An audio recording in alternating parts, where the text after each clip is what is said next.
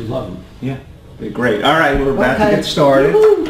And good afternoon. Good afternoon. Good afternoon. It's maybe a rainy afternoon in Florida, but I want to thank you all for being here, and my wisdom warriors, as I like to refer to you guys. And I have a topic today that I'd like to throw out on the table, because AARP, has jumped into caregiving this month because it's caregiving month with both feet. And one of the things they did is they put out, there's a woman that works on by the name of Amy Goyer, G-O-Y-E-R, who put out a book on caregiving called Juggling Work and Caregiving.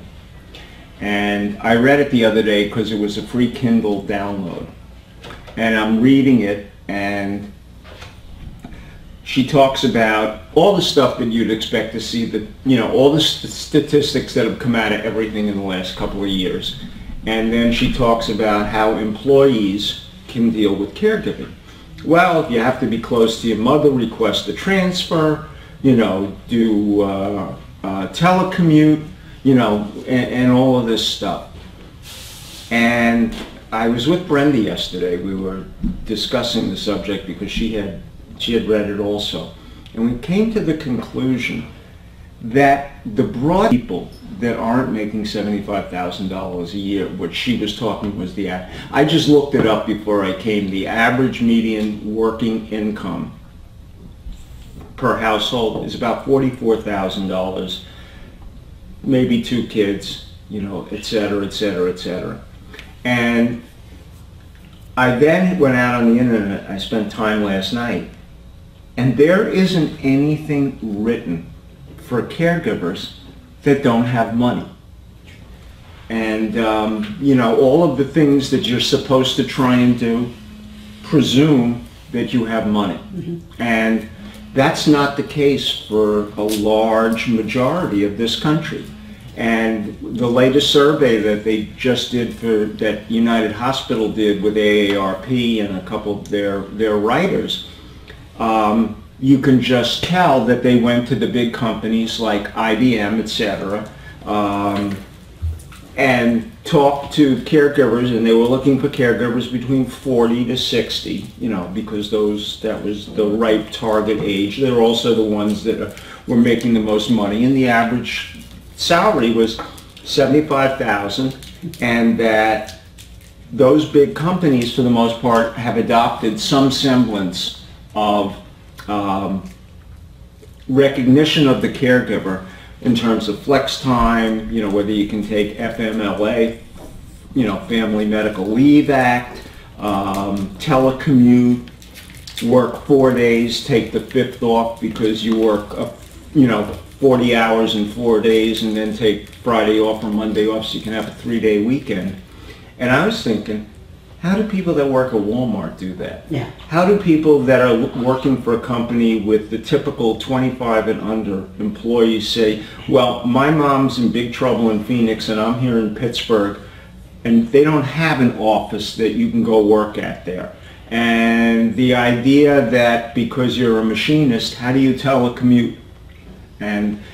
And what I'm finding as I'm looking is that we have not only over the years had a stereotypic view of what the caregiver is, but the information, I was thinking about it, and I'm not casting any aspersion, but when Gail Sheehy, bright lady, we all know who she is, wrote the book on caregiving, and here was a woman of means who had the ability to do a lot of the stuff that most of the people in America and everywhere else. And what really brought it to a head to me was a week or two ago, I was doing a speech, as I told you, for the Caribbean Coalition on Alzheimer's. And so we had a number of folks from the Caribbean that were there in the audience besides the dignitaries that were there.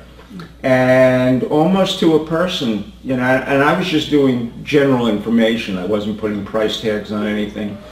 And they said, but what do you do when between my husband and I, we earn $38,000? And I have my mother, and we're trying to juggle that, maybe between us a third job. And so I was curious, you know, we've all been through caregiving, we're going through it now. What do you think? I think that somehow or other we have a big misconception about what a caregiver looks like. And that, you know, the old stereotype of a 46-year-old daughter taking care of a 75-year-old mother is now being balanced by the fact that 44% of caregiving is men. And in the workplace, you know, employed and not employed. But all of those techniques and all of the things that they were talking about required having some level of economic wherewithal. And I don't think that's the case in America, and I don't think anybody's really addressing the, quote, middle class and down, for who are just as conflicted with Alzheimer's or, you know, any other dementia or whatever the thing may be, and can't avail themselves of telecommuting or, you know, whatever it may take. Well, I'd like to say something, David. Why isn't there something on television to help people with this? Like your friend went through it. He wasn't, you know, he wasn't with it, didn't know how to understand things, and he didn't treat you very well at the time until he started to go through it himself. Where did those people go? I mean, he had to be frustrated to say, where do I go for help? I can't do this myself. I mean, where do you go? Well, and that's interesting that you say that, because last night HBO announced that this Sunday at 10 o'clock they're doing a situational comedy about a family that has one of their members who has Alzheimer's. Very funny. Comedy, huh? Very funny. Right. Well, you know, it's a little bit like what they did with All in the Family related to bigotry. And I think they figured that if it was too somber or too straight, there wouldn't be an audience, so that if you can kind of begin to introduce the subject with a laugh surrounding it, that maybe that will be, quote, entertainment or edutainment or whatever. But I mean, on the other hand, why HBO? That's something you pay for that doesn't reach thank you. All right, and see, that's exactly what I'm talking about. The help, not there. You live in public housing, You don't and you're not sitting with all of the apps on your cell phone. You don't even, if you're lucky, have a cell phone or a TV that's done anything more than hook up to a basic, you know, cable. That's what, and in most of the housing in New York was built so long ago, they certainly didn't retrofit it with cable. So it's still dealing with rabbit ears. And I think that to a large degree, we cater our caregiving to an upper echelon of what might be the top 25% of the country economically, and have completely overlooked the fact that a good percentage of this country is Hispanic and black. They don't make that kind of money. They don't have job availability, et cetera, et cetera, et cetera. And they don't have the education either. And that's another thing. If you read Amy's book, it is not written for somebody that had to go to work in the 5th grade. Mm-hmm. It's written for somebody that has a college level education. And that's a big presumption. I think a lot of these situations, people go on the public dole. If they're in the lower socioeconomic areas, they can either keep the individual who's afflicted at home with someone of the family, or they look to outside help from the government. And I assume that's the state or the federal government. Well, that's true, but what do you think the federal government does? Well, there is, people go, obviously they end up on Medicaid, and if there's no finances, and therefore they are eligible for benefits that others would not be. But let me stop you there just for a moment. That's a huge presumption that even if you had Medicaid, they'd have a bed. That's true. Another report came down yesterday. It was a big report day. Thursdays usually are. That New York, and New York City especially, which is a good urban area to take a look at, is 48th out of 50 states in having the capability of supporting any level of caregiving, whether it's economic. Most of the caregiving is in, as I said, public housing where you can't go anywhere in terms of getting out. We don't have nursing homes in the New York area the way we have here in Palm Beach County, and they're not building new ones because economically it's unaffordable. And the other part of the report that came out talked about the amount of assisted living that has dementia capability in it. And it's only 13% of all assisted living have any aspect of dementia capability inside of there. Don't you think, David, that in states like Florida and Texas and California that they're bringing in, or people that are coming across the border without credentials, that they're being hired by these families and given a place to live in exchange for taking care of the individual? Undocumented. I think that I'm not saying that doesn't happen. Excuse me, they're all still going to college. Right. But I also think that there's a broad base of person that even if you were trading them a roof till, let's say Homeland Security or whoever, immigration found them and very recently the New York Times reported that the huge influx of like people from Mexico, they're not coming to the United States anymore. There's more opportunity for them in Latin America than there is here. And so I think a lot of the original thinking was, and most of them came in without stereotyping them, to be part of the agricultural industry. All right, they were the people harvesting and doing and running the big farms and making minimum wage. We go all the way back to Cesar Chavez when we had the big political upheaval about how poorly we even treated that level of immigrant.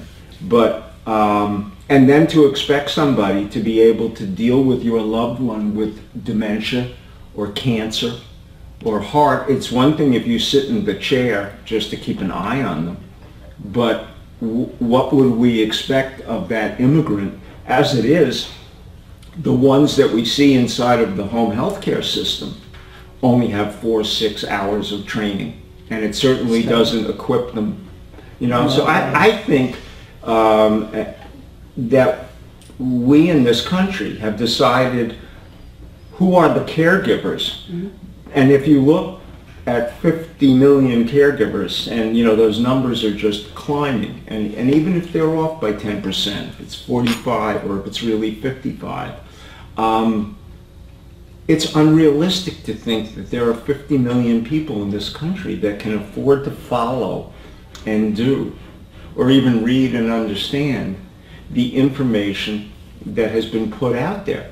And the people that write about it, I was looking at AARP's Caregiver Board of Directors because I wanted to see who really was in the trenches. Everybody was a PhD out of some university, like a Peter Rabins or Robert Kane, who's at the University of Ohio, runs the Department of Gerontology. And while he was a caregiver for his wife and wrote a book called It Never Should Have Been This Way because he couldn't figure out what to do, and he had a lot of money and made a heck of a lot of mistakes. And he says, I had access to the whole clinical system, and they didn't know what to do. And it was like that, one right after another. There's nobody that's out there dealing with caregivers. And even our caregivers that we see are of a reasonable economic level, notwithstanding that would not fit in a lot of other places. Maybe that's not. Maybe that's how they're going to work out eventually. You don't know. Maybe the AARP demographic study would apply to that segment of the population that it was studying, that it appealed to, that and that would be effective for that segment. It may well be that the people with more medium income or lower income will have to be studied in a different way. And my guess is that it'll be handled at that level much like the children are handled at that level. You see, a lot of families, you feel that when the kids are being raised by grandmothers, that's very, very common. Yes. Aunts, uncles, sisters, brothers. Okay. This is and that's usually at a lower economic level. It may well be that, I mean, that's where that studies should be directed and solutions sought in that particular area. I think that's a great idea. Well, I agree with you in that respect. The problem is no one's doing it. Yeah, but All we'll have right? to find something to do. And we've got millions upon millions of people who have Alzheimer's who are in the lower socioeconomic, wouldn't know a neurologist if they saw one, can't afford Aricept, Namenda, and Exelon even. Not that it does anything. Yeah, and not that it does anything. And nobody's there to explain to them in a culturally appropriate, language correct way of knowing. You know, I'm not being argumentative about it, but I'm saying, yes, AARP, which represents itself to be retired people, and never, when they were, quote, representing the masses, ever made an economic decision about who over 65 was a member, whether they had money or they didn't. When they would go to Congress, they just said, we represent retired people, regardless. And now, as they try and promote themselves, you know, in the caregiver era, they've gotten a little more elitist. Good.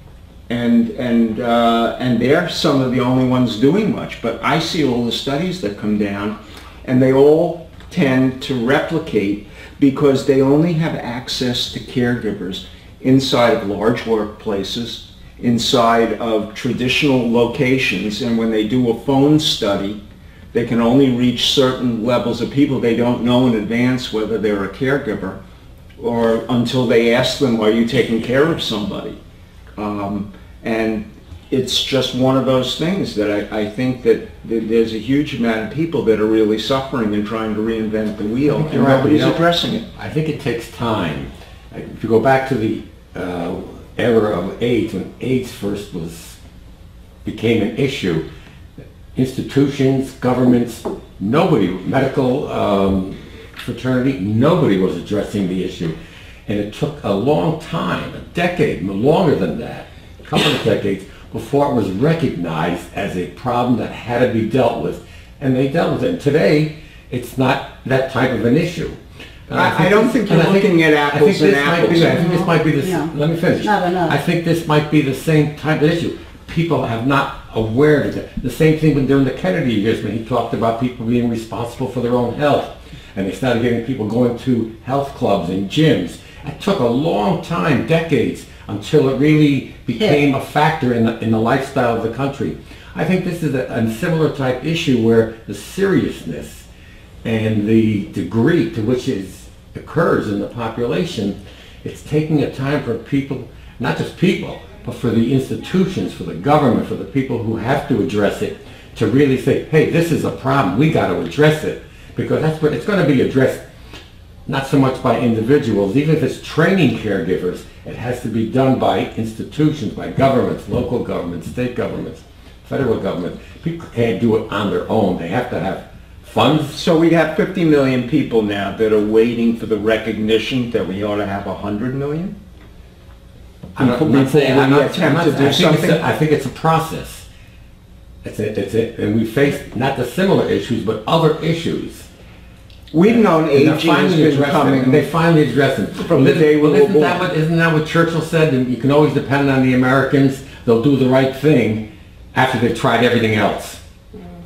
So after we try everything else or not addressing it, eventually we'll do the right thing. Okay. So in the meantime, because we don't have facilities, and we never will, and I've been through that rhetoric, so everybody's going home and Medicaid is trying to push them from going into nursing homes because we only have a certain level, and the people we're talking about can't afford assisted living by any means, and a broad majority of that assisted living is 40 units or less when you looked at it. And there's almost none in the Midwest and very, very little in the far West. You remember our friend in our Wednesday support group who had to send his significant other who had dementia back to Montana? Yeah. But they had to wait until they built the first facility in Montana. All right? And Montana has proportionately as many dementia people as the people with dementia. And I'm using dementia only because we tend to gravitate in that area. Why? Because in the Northwest, people do not leave their lifestyle. They live there. They don't move to California to retire. They don't come to Florida. The Northeast and sometimes part of the upper Midwest do, Chicago people, et cetera, but most of the West stays in place. And so they're all aging in place and suffering the same kind of thing. The other day, I asked Freddie on the radio show, one of the things I asked him is, because he can tell some of the demographics, I said, where do we get a chunk of viewership from? And you know what he said? Alaska. Those people are basically kind of frozen in place. All right, and so they don't have a lot of ways to hear and even have somebody talk to them about caregiving. All right, and so the little that I'm able to do vis-a-vis what we do on the radio and then on the internet is some of the first they've ever seen. And we turn around and we say asset protection. How many people can afford to do asset protection? For the most part, they don't have any assets to protect, all right? Or could they even afford to go somewhere? And it may be a question of eating and having a durable power of attorney or an advance directive to be able, if they even understood that they couldn't guide what might happen to their loved one in the healthcare system. And so I think it's a little disingenuous to just serve up to the population that can afford what the writers have written about. I've yet to see, the only person that I ever saw write about it was my professor when I was getting my degree in gerontology. She was a woman by the name of Dr. Elizabeth Jett. And she wrote about caregiving in poor, rural, black communities. And if you want to see a radical difference in what the impression of caregiving is, who does it and how it's done, it is nothing like anything that we've ever been exposed to.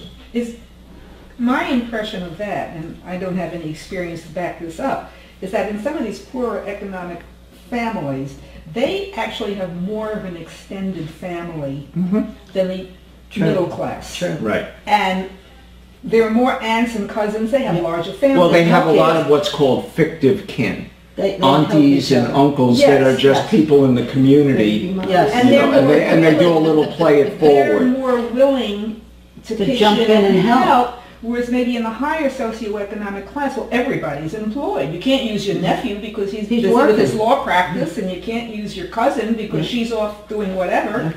But here, a lot of them are unemployed, and so, gee, I got to take care of grandpa?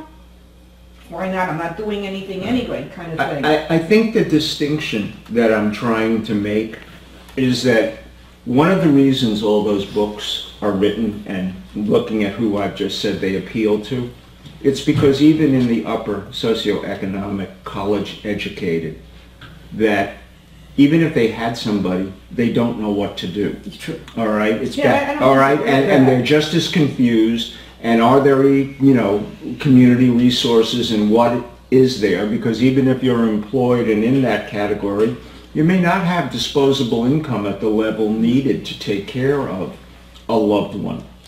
And so the fact that the lower socioeconomic may have more people to spread it over potentially, but they're all working. I mean, to a great degree. They're the ones that are manning the Wendy's and sweeping out the stores. And I know that's a bit of a stereotype, but they're not making much more than $10 or $11 an hour. And when they come home from work, they may have a double shift that they're going to, and then trying to deal with a disease they don't understand, do things. And one of the things that is reported out is there's so much more to do than there used to be. That in terms of clinical, wound care, all those kinds of things, there's so much more expected. How do you translate that to the masses? And what do we do with those that exist while we're waiting for Uncle Sam or the state of Florida that just did its purple panel and found out They're very, very ill-equipped, and this is the best state in the union when it comes to dealing with elder of anybody. And that purple panel pointed out, we don't even know who our caregivers are. We don't have the resources. We have more daycare centers than anybody else, and it doesn't make a difference. Excuse me. Sure. Go ahead. I just wanted to ask you this. We were discussing the fact that there are people that can't afford to have help with their loved one, and there's nobody to help them, there's no funding, there's no nothing for them, and these people, the caregivers, die. What happens to the person then? Thank you. I don't know what happens. I don't know, but- Does the next person in the extended family step forward? There's no Not extended usually. All right. Not usually. And so, and I also say to you, one of the things that I'm talking about is not just whether or not you have somebody else to help, but how are they learning what to do? Nobody is writing at their level, in their culture, in their That's true. awareness Yeah. of how to do this. We've written for the landed gentry, so to speak. Well, the truth is that not only doesn't the common man understand the disease, but some of the aides don't either, because No, they haven't definitely been not. they Right. haven't been trained enough to No. understand what to expect and what's in the realm of the disease and how to handle it. Look, even the medical profession is having a very hard time. Nobody really has a handle on Alzheimer's. I never met a CNA in any place that I've A gone certified into. nursing Yes, that is not broke. Every one of them are broke. Because they'll say things to me like, I can't even say Make it to ends you. meet. Yeah, like, I'll say, oh, kiddingly, borrow some of your money, you make a lot of money. And they'll give me the dirtiest look. Like, and they don't get, medical insurance. Now, the company I'm with now, which is fabulous, and they are strict. They're from way up Lake Worth, I'm not gonna say the name. And I have a gal coming in to help me now. And it was done with a grant. I didn't realize that at first. And this gal comes, and she's really lovely, clean, and they all have to wear uniforms. That's the way all of it should be. It has to be the same color every week. So I guess they buy a lot of the same color uniform. She is neat as a pin, ambitious. She's originally from Argentina. And she does things above and beyond. That's why I won't name the place. And she is so clean. She comes in that place, and I only have her once a week. I don't need her anymore because I keep my place pretty nice. And but she is not allowed to come to my house on the holidays, ever. I'm not allowed to go to her house. So like if she wanted to invite me for Thanksgiving, they're bonded and they're insured. And they can't fraternize. What more can I ask for? All right. What more could I am And this is blessed. an aide? She's an Right. aide, but And she's been well trained in California, and she's got two. She's not only got the CNA, she's got what, HHH or something? That's a home health aide. Yeah, she has as that well as a license, and she certified had to go to nursing. school extra for that. All right, but now let me ask you a question. Recognizing that, you know, and I don't think you were kidding, and I'm not trying to put you on the spot, Right. from an economic perspective, if that agency didn't have a grant, would you have an aide? No, Okay. but I never heard of it though. Okay. That's the first time, I've had All right. companies that they sent me drug addicts in my home.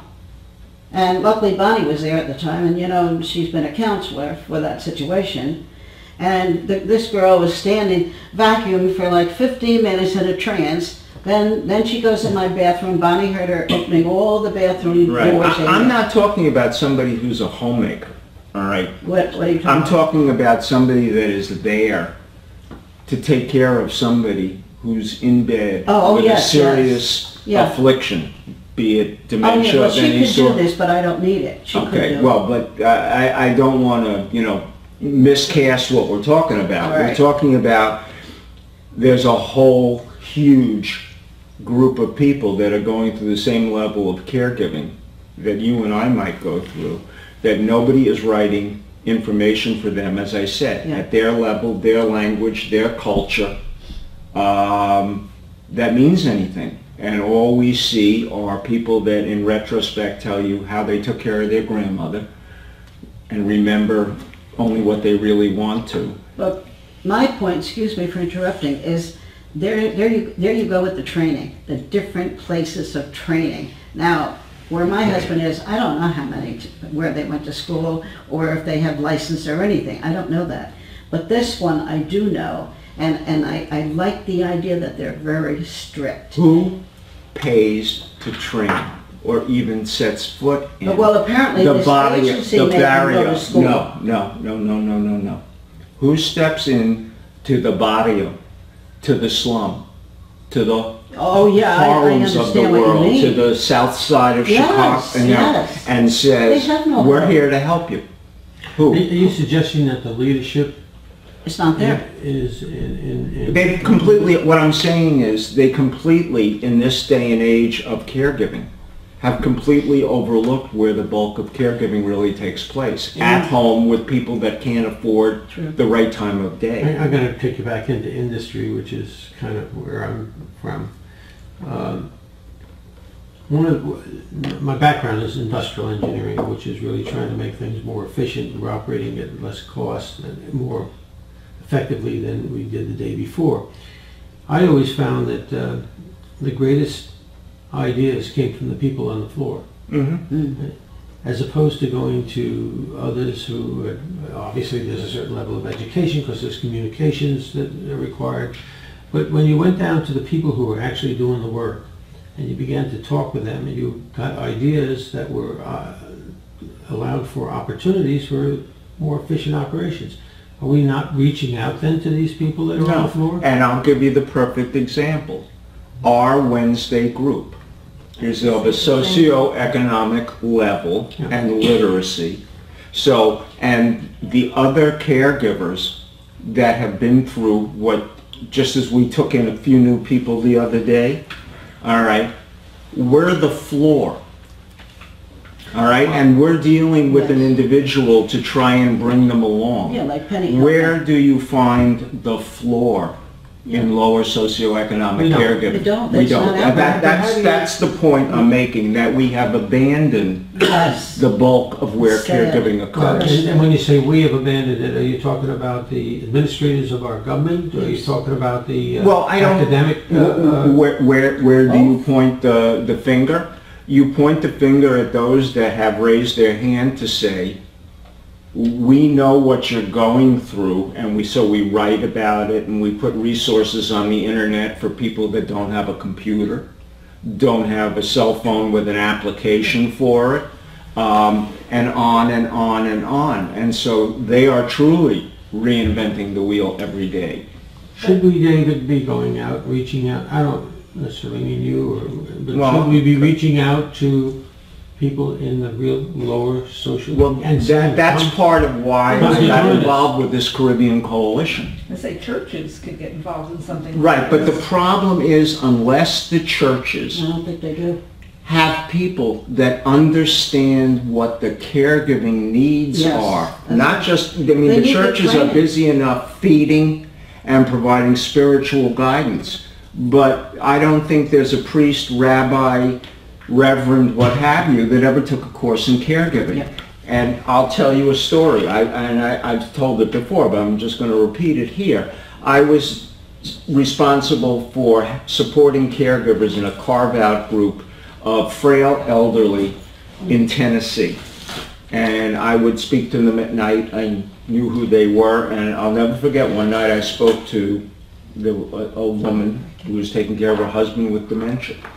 And I asked her what was she doing. She says, well, I'm here in my chair and I'm reading the good book. And you know, are you stressed? Are you? Well, the good book helps me a lot. But, and then she said something that I've never forgotten. She said, but you know what? There's no chapter in here on caregiving. And that blew me away.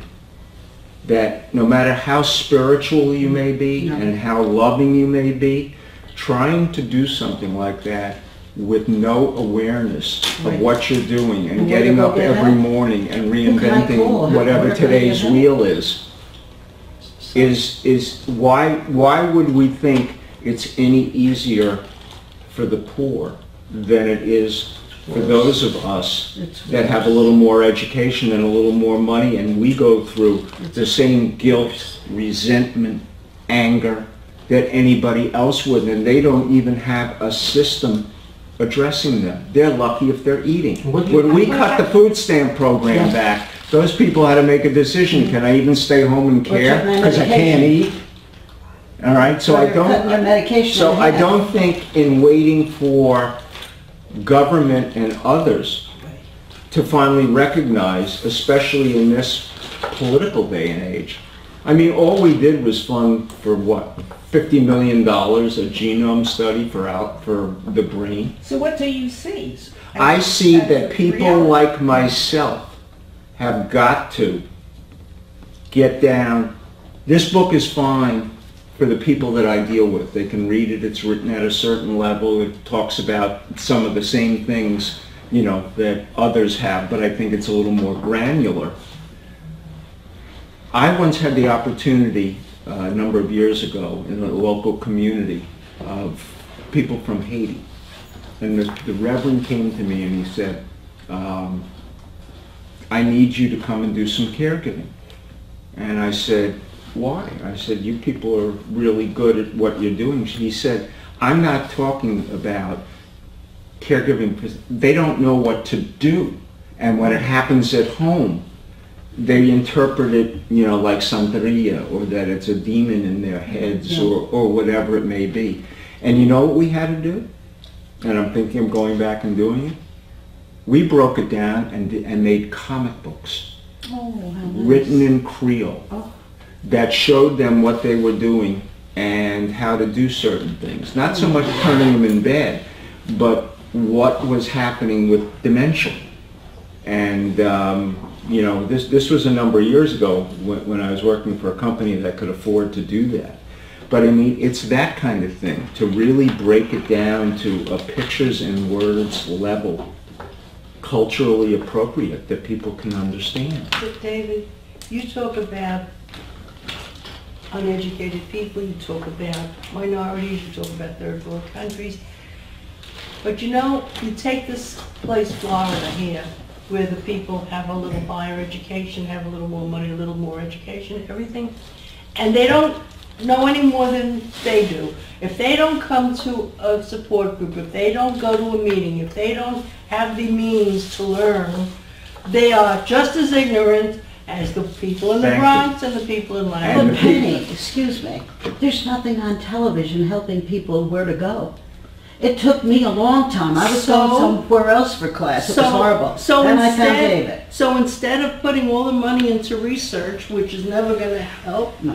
take that money. I don't disagree. I disagree with Well, that. first take that money and start having some sort of classes around the globe, around the country, for people to get their very first bit of education. But where do we as to what's start getting happening. that out there to put it in people's faces? I don't know. What do you think would have happened if we were to put it in, I don't mean to do this literally, but put ads in the paper saying we want to form a group of people to meet who are caregivers to discuss the problems of caregiving? Yes, great. I mean, idea. as far as I could tell, we had a very large group Wednesday, and this group here as well. As far as I can tell, almost everybody that goes to those meetings was brought in because someone Led them there. Yes. and brought them there. Exactly.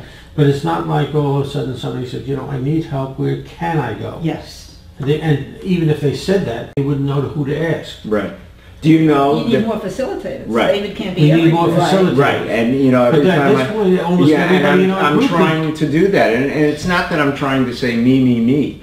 I'm one individual who's tried to get it out in the media, who's tried to put it in books. You have. Who has, but yet, even I made the mistake of recognizing that I was talking to the groups that I knew the most about. And it was a real eye-opener when I was asked to step it wasn't in about for the layman. for the Caribbean. And what happened to me much earlier in my career with the Haitian group. And, you know, it's one thing to have a support group.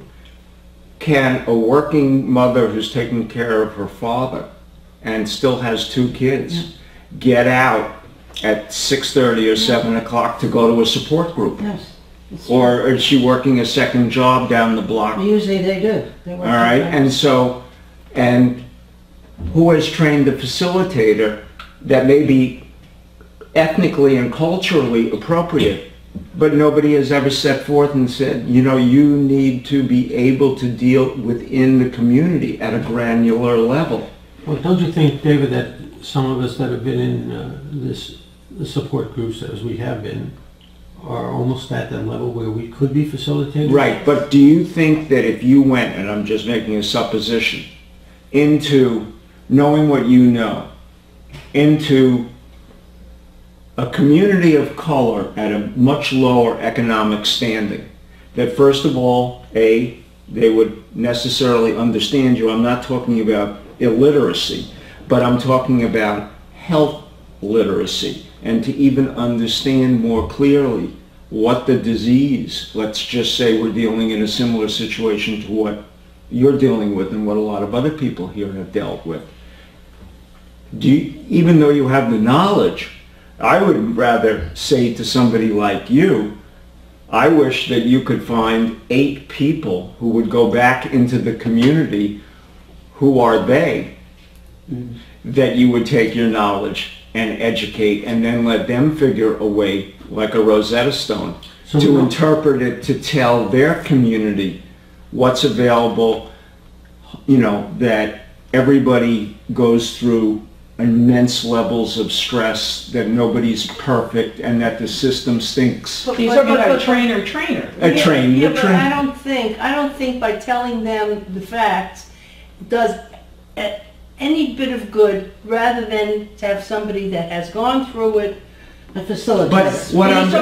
But here's what I'm saying: without a facilitator, that the group we're talking about would listen to, and is, as I said, not only color-wise but culturally appropriate, then you would have a support group of people dealing with it in the South Bronx at their level, where you would start to see things come out of that would respond to what we learn at the level that we do it. But there are people that are barely able to eat, yes, that are still dealing with the same We're thing. like the AARP study. We have facilitators and we have support groups at the level of people who can afford to put their loved ones into an assisted living facility, a daycare facility, and that's where they exist today. Mm-hmm. They don't exist anywhere else that I'm aware of. That they're in the FAU has one, of course this Volan has one, we have one.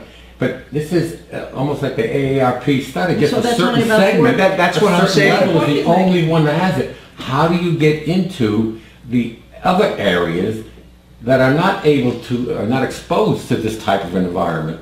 Because that's what I just said. In training the trainer of what might be ethnically and culturally congruent.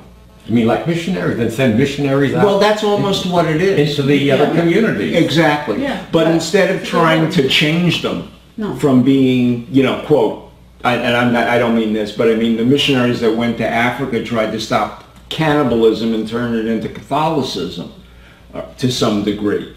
I'm not talking about converting anybody. I'm talking about going in and saying, we know what you're going through, from somebody that they would identify and listen to. Well, I think the only way you Freddie has somebody that's on the air that speaks to the Haitian community. Oh, that's what I was going to mention. But All they right? need to go into and he churches. has a huge following. The Haitian churches, go in there and start. All right, and if he ever were to say to people, you know, those of you that are suffering with a Yeah, loved one and they that don't has, understand. and even if he said the demons in their head or whatever, but I have a place that you can go to where you can learn a little bit Yes. more, and so that maybe you can have a little peace too. Right. And Yes. but we haven't found that level of individual that talks to those kind of communities, that does anything but quote kind of entertain them or whatever it is that that particular person is talking about. You will find very, very few people on the air talking about caregiving. I may be one of a handful of people. Yeah, but you On can't the- do it all. Well, I understand that, but what I'm saying is part of my responsibility, and that's why I put this out there, was to say that we have really overlooked about 80% Yeah. of the people that need caregiving support because we can only see it a certain way, and that people have forgotten that there are people suffering with the same, I mean, with 5.5 million people that just have Alzheimer's, it's not all happening in the upper 25%, all right? And so where is it happening? It's happening across the board. I have read articles addressing the issue of caregiving. I've seen it in magazines. I've seen it in newspapers. It is out there. It's getting out there. You don't see a lot of them, but there was a point in time where you saw it. You never saw it. How many But of we are you seeing know who more puts of it it? in? And I think the more we see it, Right. I think it's going to build. I think it's a building enough. process. You know, I don't love know if we have enough your time. optimism, but how many people in communities like that sit down and read even the old Life magazine? Forbes is the one that puts a lot of. But they all don't right? read that. Do you think in Spanish Harlem they're coming home and reading Forbes? That's what I think. I Not agree reading with Fortune Jim either, that even though priests, ministers are very busy with their other things, I think they reach out to Yes. the population. Yes. And I really think that we have to in some way get to these leaders and say, you don't have to do it, you've got enough Yeah, on we'll your do plate. But you've got to find people within your community Yes. that could help you with this. Yeah. Yes. And see if you can develop a core True. of people that will find Now some there's an training for. interesting grant. Yes, right, exactly. Exactly. All right. That's terrific. But that's the point I'm making, is that somebody is a touchstone back into those communities that has, They're spiritual leaders, they're very Yes. religious. whether it's spiritual leaders or the people that run Yes. the soup kitchens or, you know, Yeah. whatever it may be, to say, I know that you've got your father at home. I know that your wife had a stroke. And, while you come here for food because it's sustenance, how can we help you? Deal with your issues. Yeah. At least emotionally try They and got deal that in with Del your Rey, the issues. soup kitchen. They got it. They got They it have them in everywhere. Boynton. People are starving all over this They are, country. but- And we have seen a real degrading of the middle class. And that was always the support. It was, and the businesses that we have as they grow and look at the large businesses now that are going part-time Yes. with so many of their workers, so they don't have to offer benefits. Right. And how many people that worked in the auto industry watched their benefits and their pensions and everything else disappear? I mean, just as a for instance. And now those same people are facing the same thing that our aging world and that we face in the company towns and the places where they're aging in place, and don't have anybody even giving them a glimmer. Is there any way of introducing this concept into universities, maybe with PhD students, and say, look, as your PhD thesis, Yay, great maybe idea. you can, Do you think they can give, here's the problem. Most of the research that is done by PhDs, when you look at the group, the size, the N equals, it's 800, it's 1,500, it's 2,000.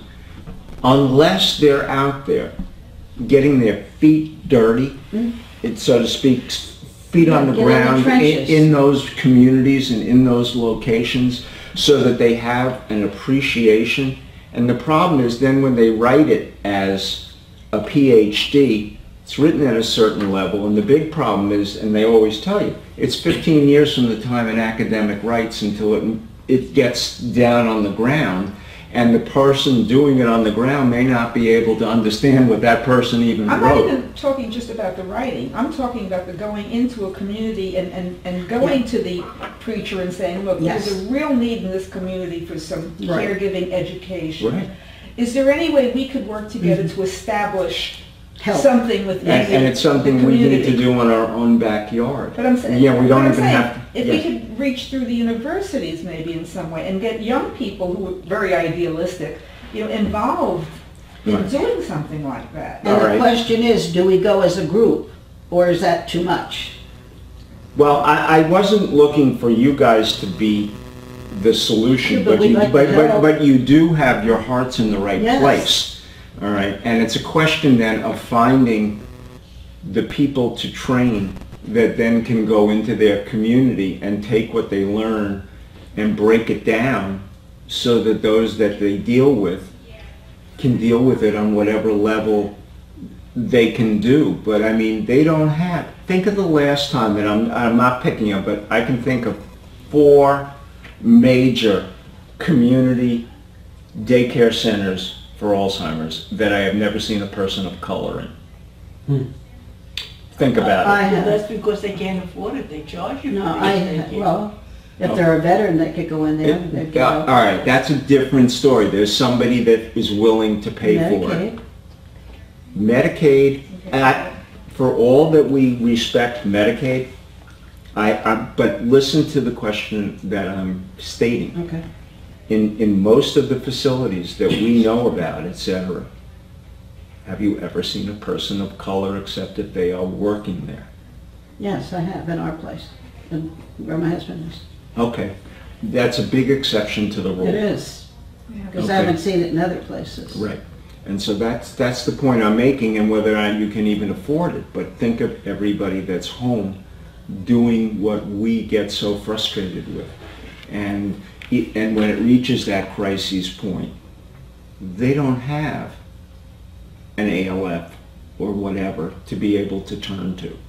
Why do you feel they're not in the, like, senior center type thing, like the Mayvolan type Yeah. thing? A, I don't even think they know that they exist. B, I don't No, think... that's true, because And I they've don't never think, been I on don't think they television. necessarily feel that they're comfortable there, that they would be my accepted guess. there. That would be my guess, to be reluctant to go there. Exactly. And so we've only built facilities for a certain level of person, and we have completely overlooked kind of the rest of the community, The poor people. and they're suffering just as much. I mean, I'm not trying to get on a soapbox and crusade. I just became immensely aware of it when I just watched the way the AARP and the book that they were sponsoring by this Amy Goyer. And here was a woman that's a writer and very well educated, so she had the ability when mom was in Arizona to get another job or telecommute or I heard the arm. How do you get her book? do you have Kindle? No, Okay, well, it's an ebook and you can get it for free. okay.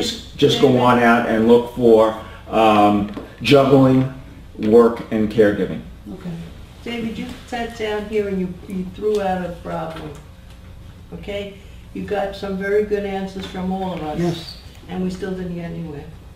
Well, How do you get off the ground here? Everybody here is willing to help. Jump in and help. Yes. well, How do we then I do would it? say that in the next couple of weeks, I will put together a list of minority churches, all Okay. right, and that are within a X mile circle from here, and everybody can make a phone call to the pastor, reverend, whoever it may be, Okay. and Me too. indicate that we would like to help educate Right. some of their members who could then be in a position to do ethnically, culturally appropriate caregiver But support. before we do that, we have to meet with you and get an outline of how to approach this problem and Yeah. what to say. You have to help Well, us. I mean, I can script it, but I think every one of you, speaking from the heart, say, we know you're having a problem because we are. Yes, yes. And we'd like to help, Yeah, we're in the same all right? And we have the situation. capability of educating some of the basics in caregiving, not just direct clinical care, but how does the caregiver emotionally survive all of this and deal with it, all right? Which is part of your ecumenical Well, charge, are so we to speak. looking to get them as a group to come to meetings, or are we I asking them think to what come we're looking here, to or what do are we is doing? create a small cadre of people within each of those churches that gets trained using a program like this, but geared down, not because they don't have the intellectual level, but to take it, because the resources that we talk about may not be available. But the church is certainly there to have a support group in. You're asking for them to act as a facilitator within their church Exactly, to create something there. exactly. And if Would you it create, be a better way to find, I'm sure they're available, find a them list meet of the us. churches with their I'll do pastors that. and send a letter out to them explaining what our interest is, and Right. if they're Right. interested. We're here for them. And the members of See, their now that's something congregation that the addressing. Quantum Foundation in Palm Beach should write a grant for. Why shouldn't they? where They've are written they? grants for social workers to supposedly facilitate the caregivers that were all you at the Where is institution. Quantum? Where is it? Oh, Quantum is Lakewood? in Boynton Beach. oh, boy. And they're a very large, county-wide, Where are they? they're in Boynton. How about giving Oh, us the I don't know the exact physical address, but I mean, they give grants out. They were the ones that gave the grant to where we were so that social workers could come back in and educate you folks when you decided that wasn't what you wanted. And as of this moment, there's no caregiving going on because they didn't know how to do it. Nobody trained social workers to do caregiving, even for the people of our category Well, of status. how educated is Quantum? Quantum is a grant-making organization, just like the Robert Wood Johnson Well, Foundation. why can't, but why can't we go there? Why do you write a grant proposal? All Why right, can't we go? because you have to write a grant A for grant it. proposal. And- All right, then you can write the grant. Oh, we'll thank you. all go. I'll do that in between. Right. But Just to write a letter saying this is what No, we would that's not like a, to do. that's not asking for a grant. all right, but the point is, we came out of here, I think, between the seven of us, with a recognition that what I threw on the table to begin with is that there are so many, and I don't mean this in a racist sex, that are below us, that do not have the opportunity, even though they're dealing with the same problem, to have the benefit of education and support. And I think that probably the church is the touchstone Yes. in those Yeah, communities that's number to one. start with. Yes. And I think that it's eminently correct to go that route. And if we put a little team Yeah. together, then I have no problem working on putting them together to educate them. And I think it's worthy of a grant. I think we've dealt with too many white people in this community. Okay, I well, don't think it we should be make a limited call. just to, I think we should include any socioeconomic right, category. more economics than. Right, than- exactly. But Yeah, I I mean, think color that's or what Actually background. go to a housing, what do you call it, community and. public housing. Not public housing, No. like Coral Lakes or whatever you call it. Development. A development and actually Oh. start in a development. They have- I know, but now you're not talking about the people that we're talking No, about. we're trying to get grants. That's, We're talking about the people that Poor live people. over the store and, Not you know, development. are, Pauline, by the way, when she was up in New York on Long Island, was, I don't know how she could talk to it better than I certainly would. She was approached to put together some kind of a program dealing with alcoholic recovery, people in alcoholic recovery. And it began with only a couple of people showing up, and all of a sudden it expanded beyond and beyond. And those who came were very reluctant participants until they first met. and that's different than AA. Yes, but when they met, and this was done by, one of the politicians there, who I think was a senator, she may have talked Right. to you a little bit about it. When this thing started to really roll, and that's like after the first meeting, there were more and more participants, Because word of mouth, as with best. us. right. I mean, all of a sudden, we're up to 20 you've seen the way our groups grow. growing. All right? Yeah. And why? Because people come there, they know they're safe, they know they can put their stuff out once, you know, even that woman that came for the first time Yes. that was there with her sister-in-law or Yeah, that sister was Penny's. was nodding by the time you got through Yeah, she was, in finally. talking Yeah, you about got to resentment. her. Yeah. All right? But you kept at it, which was great. Right, In a nice way. and thank you. And here's Yes. somebody that needed it. And if you didn't keep pounding away Right, to get her to come, that would be another victim of Yes. the disease. yes. All right? And being hurt and depressed and, Exactly. And so I'm really pleased that we were able to get into is this a great conversation. I think that it's socially responsible, and I think that based on what you people know, putting together a little team to contact Yes. those minority Yes. churches would And be a also wonderful these soup idea, kitchen because places. I'm willing to train them. Could you give us a conversation? If we're gonna all make phone calls, we have to say something. Can you tell us Sure. what to say? Yeah. And then take it from there? And then what we'll that? do is I'll tell you what the first thing you need to do is contact them and say, we're putting together a number of the minority church leaders, the reverends, the priests, the rabbi, whatever they may be, at a meeting to see how we can help these communities with the caregiving that they're going through. And rather than make it a long, Drawn out. thing, and even like Sam said, if you sent them a letter and say, you know, on Saturday, on Tuesday night, we're getting together with a number of the leaders of the faith community at a level to start to But you become... need to talk to them first on the phone. The letter is not. Well, that's gonna okay, do I it. know Well, one already. All right, but on the phone, To- you to- need a one-on-one. Yeah. Right. No, I would do one-on-one. I don't say that that's not the case, and then the conversation is, we'll be calling you to see, hopefully, you know, to give you a little more information, and that way you got an icebreaker in there. Right. No, And- I like to talk to and where somebody it's gonna be. person-to-person, face Yeah, to face. but that's what I'm saying, you put them in a room where somebody can address them. When I Right. had all these people the other day from the Caribbean thing over at the Civic Center, I was, you know, that was the first time a lot of them, forget whether they were ambassadors and consuls to the various Why islands. did you invite us? No, wait a minute. Did you get anywhere with this? Were you able to then say, what are you going to do within your community? Well, now I'm being asked to help put together, along with Freddie, how we're going to communicate caregiving down to Santa Lucia, Dominica, Wow. using the But how internet about- and Skype. How about here? Well, Yes. now, one of the things, I met a lot of the people that are in this community who have said, can you help us? So All why right. don't we combine this with? Well, I'm first going to create certain things that will deal with it at a level. Is there anything we can do between Yes, now there's and plenty. then? Well, I'll let you know that, but I mean, I just wanted to put this on the table, and we've got to kind of, you know, sum this up. And what I would say is, I think today we raised the Yes, recognition we started it. of It's all something rolling. that has been sorely overlooked in what's available.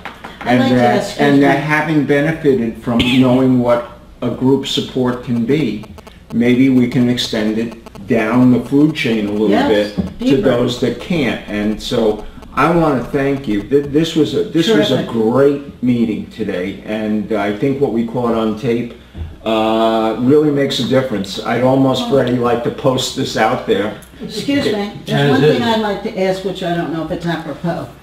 Is there any way that Vitas can help us get a grant with Concord? I have no idea. I will look into the grant aspect of this, okay? Because I would think they would help. But All what right, can we do right now? And what you can do right now is say Wait. goodbye, All right. all right? This is a major change in Yes, our this is thinking, wonderful. and I think we're sort of like turning a corner now. Yes. That many of us may have thought about. Right, but didn't and I do think it. next and reaching Wednesday, out. in the I think spirit that's of very good. I think that Thanksgiving, really is very meaningful. we ought to drop it on the table with the rest of the group, just to Yes. get some more This is feedback. giving back in a major way. Exactly. Right. Major All I right. mean, you Thank- helped thank us, you, we gotta guys. help them.